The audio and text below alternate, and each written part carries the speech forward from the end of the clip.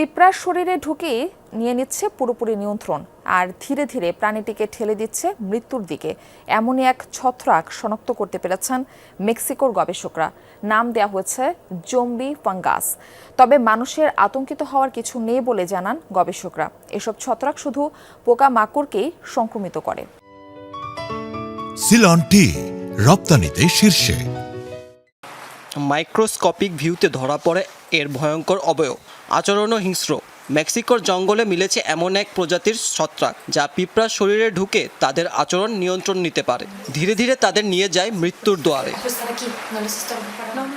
মেক্সিকোর জালিস্কোর গহীন বনে নতুন এমন 6 প্রজাতির ছত্রাক শনাক্ত করেছে গবেষকেরা। তাদের দাবি, এসব প্রজাতি সম্পর্কে কোনো তথ্য ছিল না এতদিন।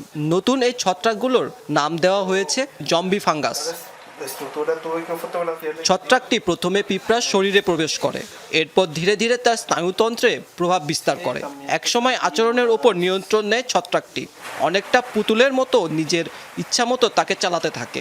শেষ পর্যন্ত পিঁপড়াকে এমন জায়গায় নিয়ে যাওয়া হয় যেখানে মৃত্যু হলে ছত্রাকটি বেড়ে ওঠা ও ছড়িয়ে পড়ার উপযুক্ত পরিবেশ পায়।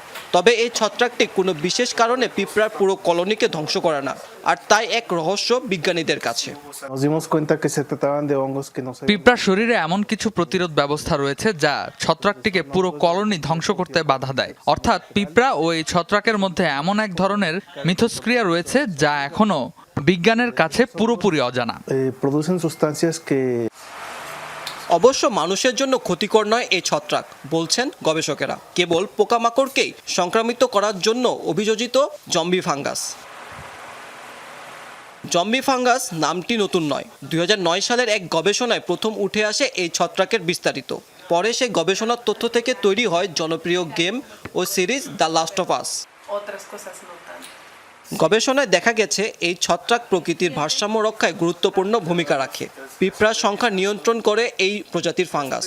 মেক্সিকোর গভীর আর্দ্র বনাঞ্চলে এমন অজানা অনেক ছত্রাকের সন্ধান মিলতে পারে বলে ধারণা গবেষকদের। মাহমুদ সাকিব, যমুনা নিউজ।